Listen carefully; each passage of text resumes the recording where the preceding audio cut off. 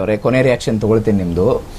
ಇಷ್ಟೆಲ್ಲ ಚಿತ್ರಹಿಂಸೆನ ಅನುಭವಿಸಿದ್ರಲ್ವಾ, ಬೆತ್ತಲೆ ಅದು ಇದು ಏನೇನೋ ಆಗಿದೆ ಅಲ್ಲ, ಈಗ ಅನಿಸ್ತಿದೆಯಾ ಸಾಕಪ್ಪ ಹೋರಾಟ, ಅಥವಾ ಬೇಡ ಏನಾದರೂ ಕೂಡ ಎದುರಿಸ್ಬಿಡೋಣ ಆಗಿದ್ದಾಗಲಿ ಅಂತ ಆ ಥರ ಮನೋಭಾವ ಇದೆ?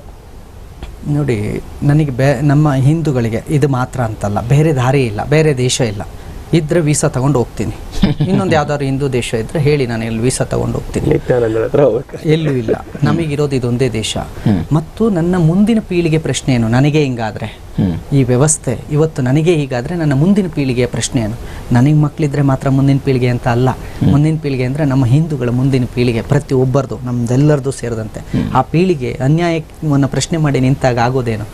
ಯಾವ ತೊಂದರೆಯೂ ಇಲ್ಲ. ಇಂಥ 1000 ದುಷ್ಕೃತ್ಯಗಳು ನಮ್ಮ ಮೇಲಾದರೂ, ನಮ್ಮನ್ನು ಮಾನಸಿಕವಾಗಿ ಚಿತ್ರಹಿಂಸೆ ಕೊಟ್ಟರು, ನಮಗೆ ಆತ್ಮಶಕ್ತಿ ಇದೆ. ಮತ್ತು ವಿವೇಕಾನಂದರು ಹೇಳಿದಂತೆ ಆಧ್ಯಾತ್ಮಿಕ ಶಕ್ತಿ ನಮ್ಮಲ್ಲಿರೋದ್ರಿಂದ, ಚಕ್ರವರ್ತಿ ಸೂಲಿಬೆಲೆ ಅಣ್ಣ ಸದಾಕಾಲ ನಮಗೆ ಆಧ್ಯಾತ್ಮಿಕ ಮಾರ್ಗದರ್ಶನವನ್ನು ಕೊಟ್ಟಿರೋದ್ರಿಂದ, ಮೋಹನ್ ಗೌಡ್ರಾಗಿರ್ಬೋದು, ಇವರೆಲ್ಲರೂ ಕೂಡ ನಮಗೆ ಆಧ್ಯಾತ್ಮಿಕ ಕೊಟ್ಟಿರೋದ್ರಿಂದ ಹೇಗೆ ಇಂತಹ ಕ್ಲಿಷ್ಟ ಇದರಿಂದ ಆಚೆಗೆ ಬರಬೇಕು ಅಂತ ಗೊತ್ತು.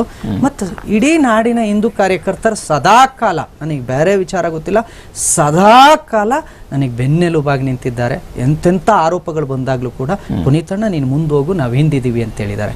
ಸಾಕಲ್ವೇ? ಇನ್ನೇನು ಬೇಕು ಹೋರಾಟ ಮಾಡೋದಕ್ಕೆ? ಹಂಗಾಗಿ ಸದಾಕಾಲ ನಾನು ಇರ್ತೇನೆ.